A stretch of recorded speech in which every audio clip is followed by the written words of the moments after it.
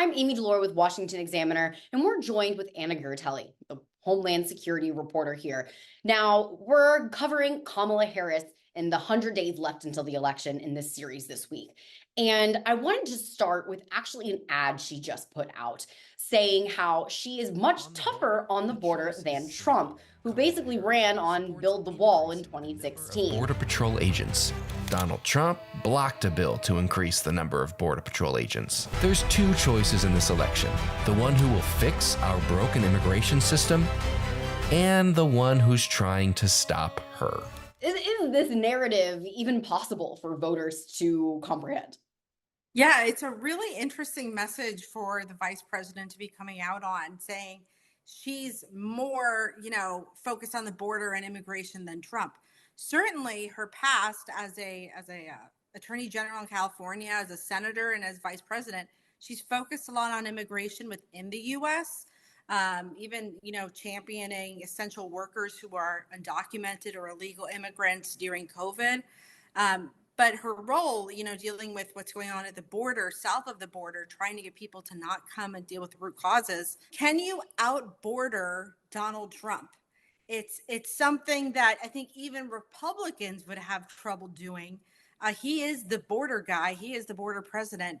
But certainly Kamala Harris now she's out with that ad, and she's trying to get that point across to voters.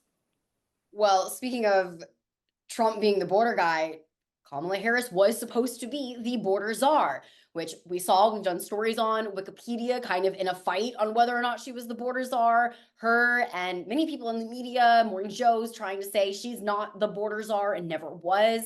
You had that famous interview with Lester Holt where he asked her, when are you going to the border? Do you have any plans to visit the border? At some point, we are going to the border. We've been to the border. So this whole thing about the border, we've been to the border. We've been to the border. You haven't been to the border. And I haven't been to Europe. And I don't understand the point that you're making. I guess the question is she the border czar, and why is she trying to distance herself from that? Yeah, I think as far as distancing herself, it's nothing new.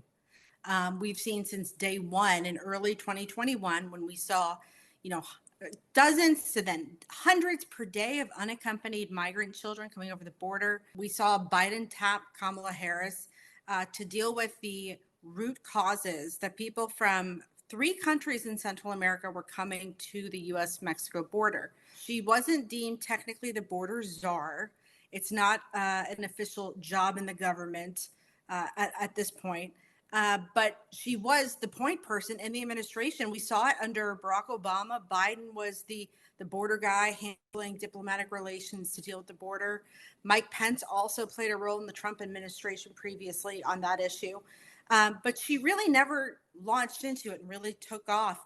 She went down to Guatemala, had a terrible meeting, like you'd mentioned, an interview with Lester Holt, where she had also told Guatemalans, do not come. I want to be clear to folks in this region who are thinking about making that dangerous trek to the United States-Mexico border.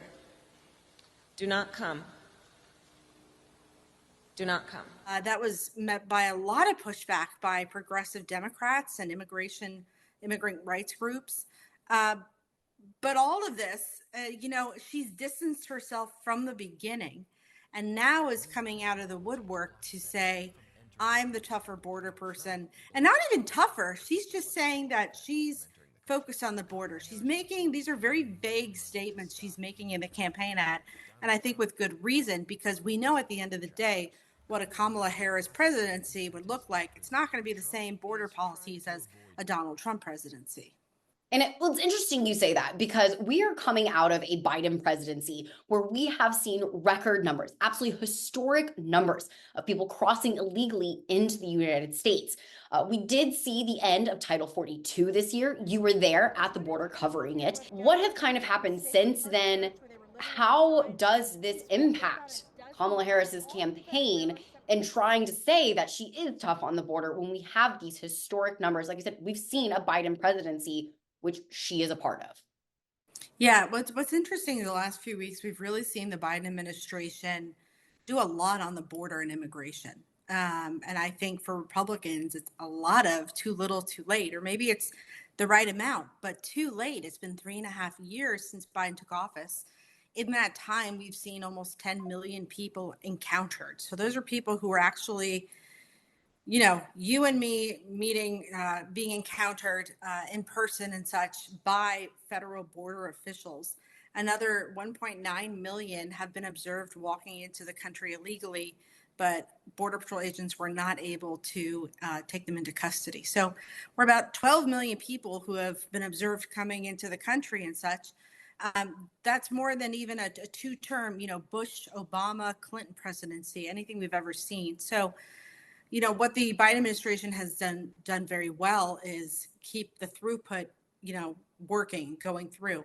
The issue with the Republicans' concerns is that we're not seeing thorough enough vetting. We can only vet somebody against the information we have. But, if you have someone from Hezbollah living in Venezuela who's trying to come into the country, Venezuela is a hostile nation. They're not going to be sharing their criminal databases and all that stuff. So all the way back to, the border situation, the numbers are significantly down compared to peaking at 250,000 encounters or apprehensions in December last year. But we still have a border that Republicans are not happy with. They're not comfortable with the situation at hand, with the type of people crossing, and the ability to really get a hold of that and know exactly who's coming across and know that they're not being released into the country. Anna, thank you so much. And to see more of our series on Kamala Harris, counting down to 100 days before the election, head to washingtonexaminer.com.